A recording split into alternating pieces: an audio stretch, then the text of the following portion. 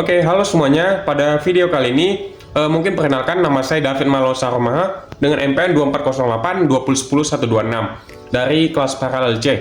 Nah, pada video kali ini saya akan membuat video presentasi mengenai tugas akhir saya bahasa pemrograman 2, di mana juga berkaitan dengan tugas basis data saya, di mana dengan topik sistem manajemen perpustakaan, seperti peminjaman buku misal. Namun, yang menjadi pembedaan dari tugas ini adalah penggunaan struktur queue atau stack.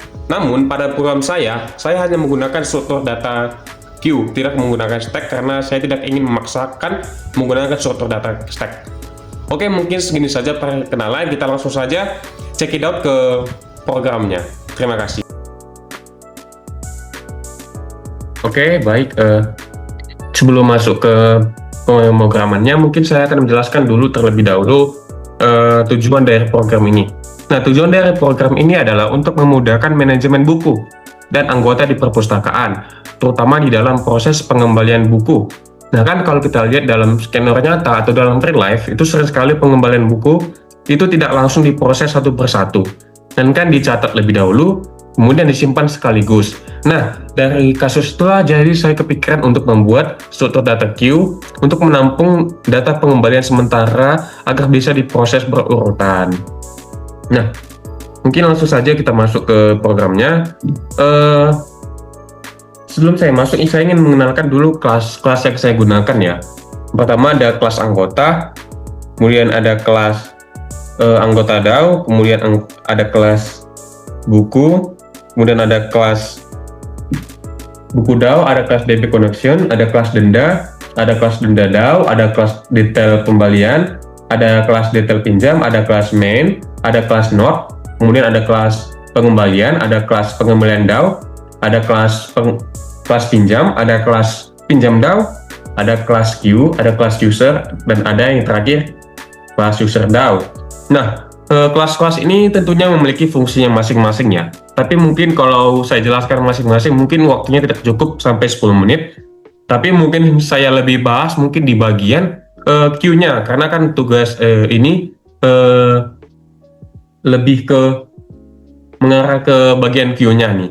Nah, mungkin sebelum masuk kelas queue, saya akan jelaskan dulu kelas note. Di mana juga kelas note ini sangat penting ketika kita ingin menggunakan struktur data queue ya. Jadi kelas note itu adalah struktur dasar untuk membangun linked list. Nah, kalau kita membuat queue itu note ini wajib ada.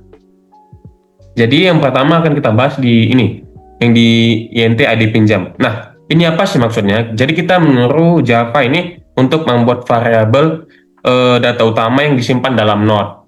Nah, dalam konteks program saya ini data utamanya itu adalah ID peminjaman buku yang ingin dikembalikan. Nah, jadi misal kita tulis QNQ-nya 103, maka note yang akan dibuat 103 di variabel itu. Kemudian ada di sini ada note next. Ini apa gunanya? Ini adalah sebuah petunjuk atau seperti kayak panah ya, yang mengarah ke note berikutnya di dalam antrian. Nah, karena saya menggunakan linked list, jadi tiap note itu harus tahu siapa note selanjutnya. Ibaratnya kayak sebuah antrian kasir lah. Orang pertama kan harus tahu siapa yang antri di belakangnya. Kemudian ada konstruktor public note. Nah, ini adalah metode khusus yang akan otomatis dipanggil saat kita membuat note baru. Nah, tujuannya itu untuk mengisi nilai, data, dan mengatur next jadi null, karena kan awalnya itu belum tahu tuh siapa note selanjutnya. Kemudian di sini ada disk ID pinjam, yang dimana ini gunanya adalah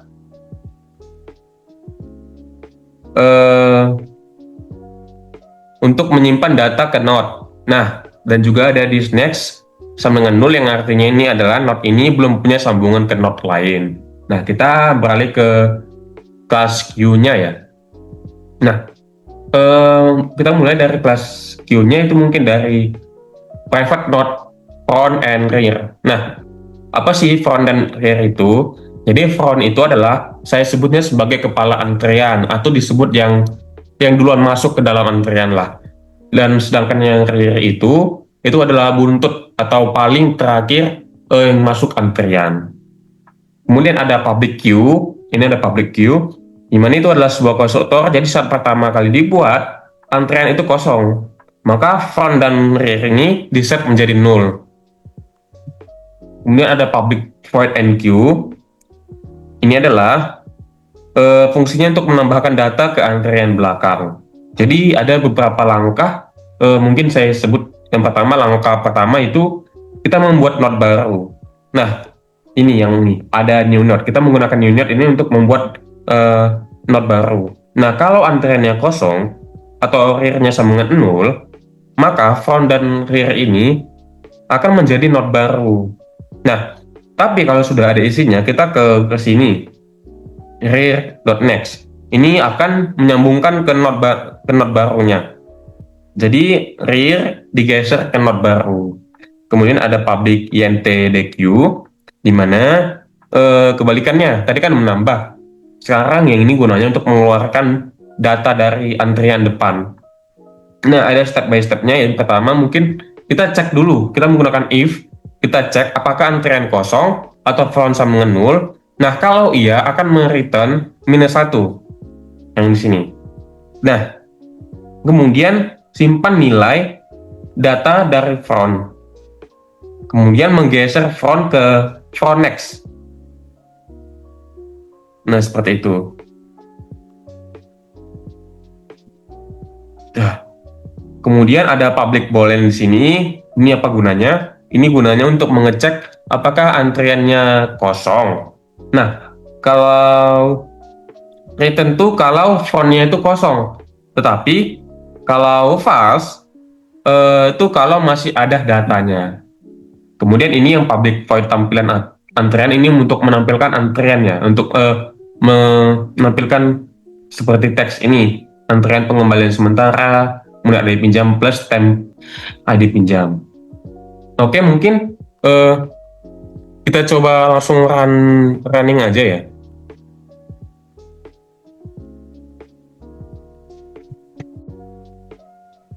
Nah, kita coba masuk ke outputnya ya. Jadi seperti ini asal runningnya. Yang pertama kita itu melakukan connection ke DB connection ini. Makanya di sini ada sempat gagal. Kemudian kita memasukkan npm dan passwordnya. Nah, npm dan passwordnya ini sudah disimpan ya di MySQL. Jadi kalau melakukan salah masukkan npm atau password maka tidak bisa login. Nah, kita coba ke ini. Apakah sudah benar? Ya, benar. Login kita berhasil. Nah, dari program ini ada 7 menu utama. Yang pertama itu manajemen anggota, di mana fungsinya manajemen anggota ini seperti misal menambah anggota, kemudian melihat anggota, kemudian mencari anggota. Kemudian yang kedua ada manajemen buku, yang dimana gunanya itu untuk menambahkan buku, seperti membuat judul baru buku atau mencari buku atau melihat daftar buku. Nah, yang ketiga itu peminjaman buku ketika kita ingin melakukan peminjaman buku. Keempat, pengembalian buku. Nah, di menu 4 ini saya menerapkan queue-nya. Jadi ketika pengembalian buku ini ada isinya ketika memasukkan pengembalian buku itu dalam pengembalian sementara. Jadi belum langsung dikembalikan gitu. Dimasukkan terlebih dahulu ke pengembalian sementara. Kemudian ada di 5 yaitu riwayat peminjaman. Nah, kita melihat riwayat peminjaman dari setiap buku yang dipinjam gitu. Yang keenam ada riwayat denda untuk melihat riwayat denda-denda yang pernah. Kemudian yang ketujuh juga saya menggunakan simpan semua pengembalian. Saya menggunakan struktur queue di menu 7 untuk menyimpan semua yang pengembalian buku sementara itu disimpan ke menggunakan menu utama 7. Nah, coba kita untuk melihat queue-nya langsung ya. Karena kalau misalnya dicoba satu persatu mungkin waktunya tidak sempat. Mungkin kita lihat dulu di riwayat pinjaman. Nah, apa-apa saja sih buku yang belum dikembalikan atau masih status dipinjam agar kita masukkan ke dalam pengembalian sementara. Ini banyak sekali ya, tapi banyak sekali juga sudah dipinjam, sudah dikembalikan. Nah, ada ID peminjaman 25 nih yang belum dikembalikan atau masih status dipinjam. Kemudian ada ID peminjaman 24 juga belum dikembalikan atau masih dipinjam. Nah, kemudian ada ID pinjaman 23. Nah, kita coba mengembalikan seolah-olah kita ingin mengembalikan buku yang belum dikembalikan tadi ya. Kita ingat tadi ada ID 23, 24, 25. Coba kita masuk ke menu 4. Kita coba mungkin agar kita kelihatan perbedaannya, mungkin kita coba di 24. ID peminjaman 24. Nah, kemudian agar masukkan ke antrian sementara, kita ketik N. Nah, kemudian untuk semakin kelihatan nih, kita coba ID 23 nih, tadi kan juga belum. Kita lakukan yang sama, kemudian juga kita coba lagi. Kita ID 25, kita kembali lagi sama. Nah, kemudian untuk melihat fungsi Q-nya, itu di menu 7 ya. Untuk menyimpan semua pengembalian yang sementara tadi. Nah, kita ketik 7. Nah, maka yang kita masukkan ke antrian sementara tadi itu diurutkan berdasarkan yang pertama sekali yang melakukan pengembalian. Nah, tadi kan yang pertama sekali itu ID 24, kemudian ID 23, kemudian ID 25. Sehingga kita tidak melihat dari ID peminjamannya, kita tidak lihat dari siapa yang duluan meminjam, tetapi kita lihat dari siapa yang pertama sekali mengembalikan. Ini kan 24, kemudian 23, kemudian 25. Nah, yang error ini itu karena tidak mengalami keterlambatan, sehingga hasilnya seperti itu. Oke, mungkin segitu saja struktur Q yang saya gunakan dalam program ini, karena menurut saya ini sangat bermanfaat ketika dalam pengembalian buku ya. Mungkin segini saja yang bisa saya sampaikan. Mohon maaf jika ada salah kata. Saya ucapkan terima kasih.